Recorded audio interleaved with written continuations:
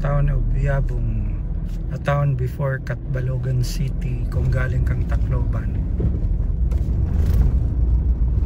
Dito nila alagahan yung mga tahong. Ito ditong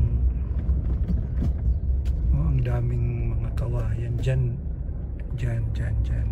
Yan, yung mga kawayan na yan, dyan nila yung tahong yun, no? Dyan. Tapos itong mga tindahan na ito, meron itong mga tindang tahong. Ito, lahat ng tindahan na yan. At yung nasa bote naman, yun ang sisi, or galing din yan sa shield.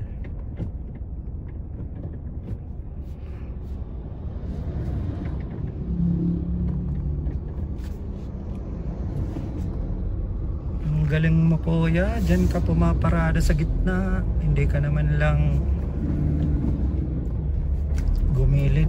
So ang dami, oh, tahong yan at saka sisi.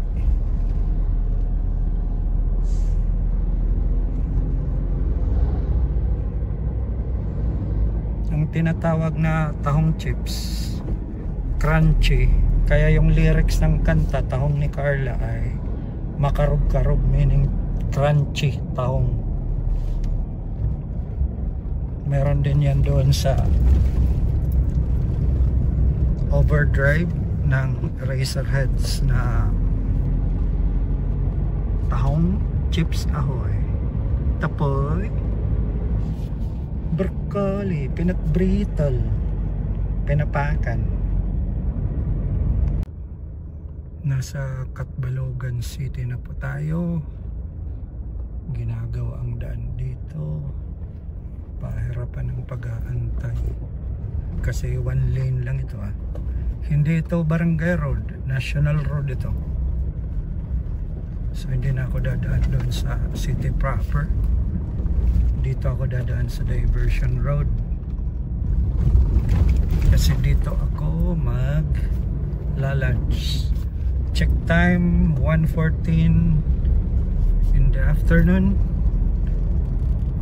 Dito ako magla-lunch sa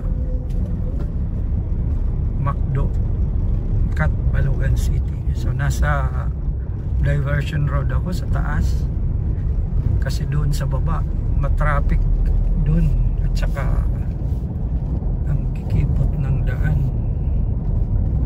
At least dito sa diversion medyo maluwag-luwag.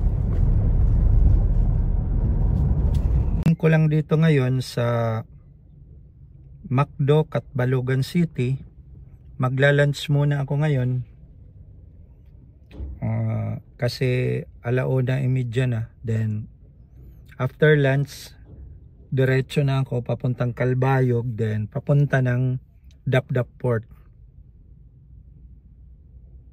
So yun po, success po yung pagpapalipad ko.